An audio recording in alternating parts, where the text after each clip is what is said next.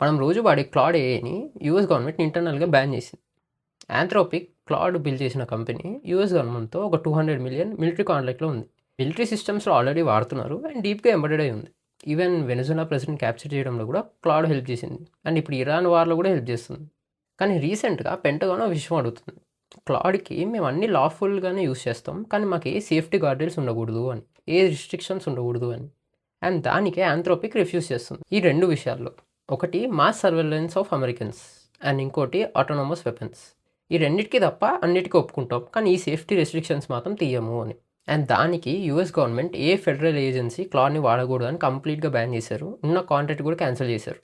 And next day open AI same contract చేసుకుంది same రెస్ట్రిక్షన్స్‌తో. మరి same restrictions ఉంటే యాంథ్రోపిక్ ban చేయడం ఎందుకు? ఓపెన్ ఏఐతో కొత్త డీల్ చేసుకోవడం ఎందుకు అంటే యాంథ్రోపిక్ restrictions are two rigid.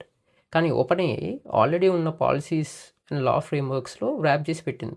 So ఇక్కడ లూప్ హోల్స్తో పెంటగాన్ ఏ రిస్ట్రిక్షన్ లేకుండా ఓపెన్ ఏఐని వాడుకోవచ్చు ఇండైరెక్ట్గా.